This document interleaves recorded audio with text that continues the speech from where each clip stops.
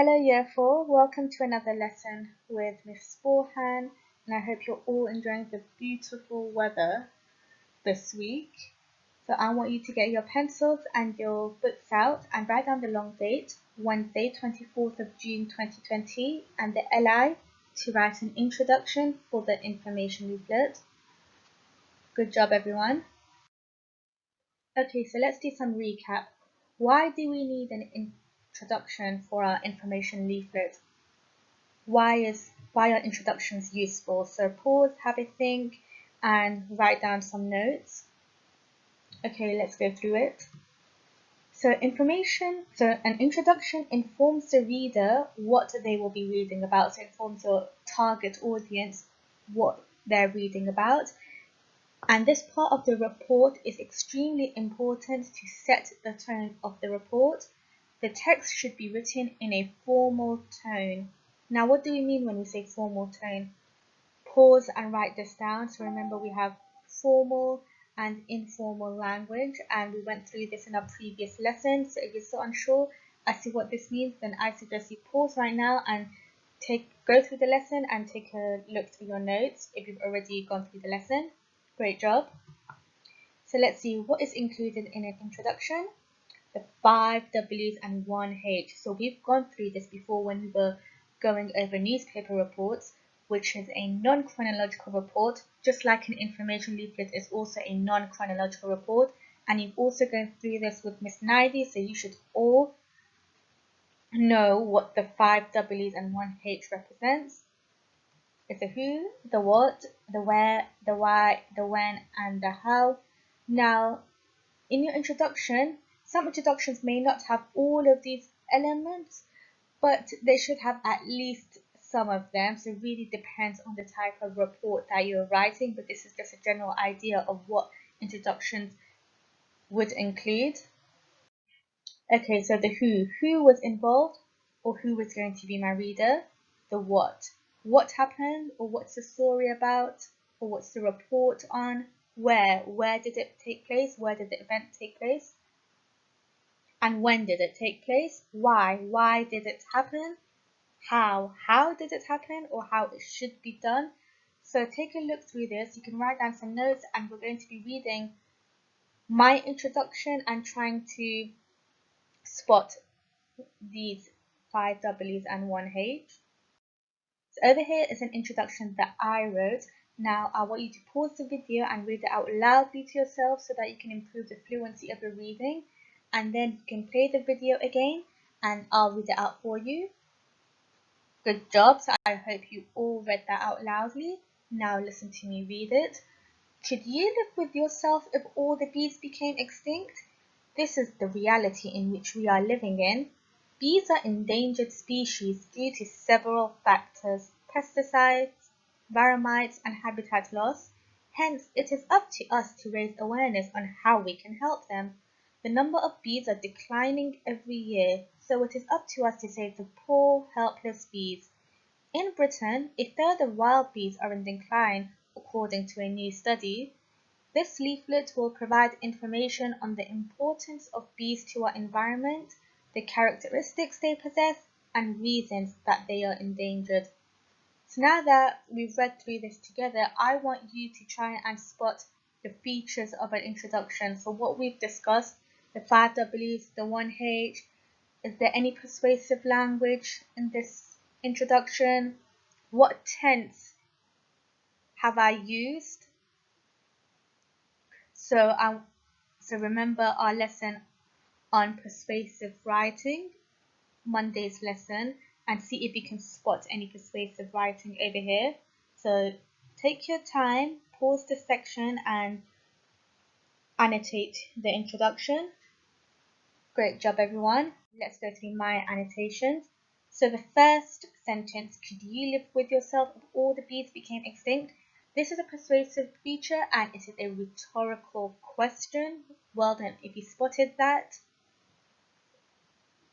This is the reality in which we are living in. Bees are endangered species. So this is the what has happened. What happened? Bees are becoming extinct. So they're not extinct yet. extinct. What do we mean when we say extinct? Tell your adult. So extinct means when an animal or a plant does not exist anymore. So due to several factors, pesticides, environments, and habitat loss, this is answering the why and the how did they become extinct. It's because of these factors. Hence means therefore, it is up to us to raise awareness on how we can help them. So this is answering the what is the report about? It's about bees and how we can raise awareness to help them. So the number of bees are declining every year. So this is answering the where did it take place? It's worldwide. So it is up to us to say the poor, helpless bees. Now poor and helpless, these are also persuasive features. It's using emotive language to get the reader to feel something. In Britain, a third of wild bees are in decline according to a new study. This is a fact, so remember we need to be using facts in our report, and this fact will strengthen your argument. This leaflet will provide information on the importance of bees to our environment, the characteristics they possess, and reasons that they are endangered. So we've used the present tense in this writing, formal language, because this is an important topic, and it's written in third person. So when it says bees are endangered, bees is the name of the animal. So remember when we're writing in third person, you don't use the pronouns I. You can use he, she, they, or the name of a group. So I want you to pause right now and just take a look through the annotations carefully and see whether you got these ones in your notes or whether you got anything different. Excellent. So now your task is to write an introduction to your information leaflet. So you can use my introduction just as a guide. I don't want anyone to copy my introduction. It's just there to help you and guide you. It's like a framework that you can use.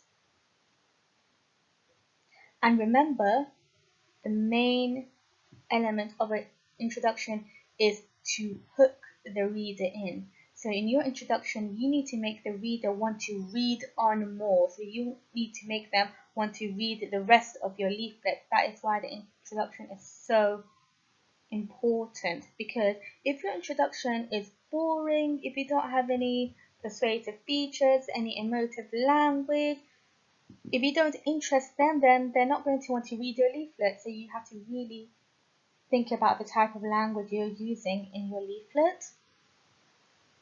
So that is your task.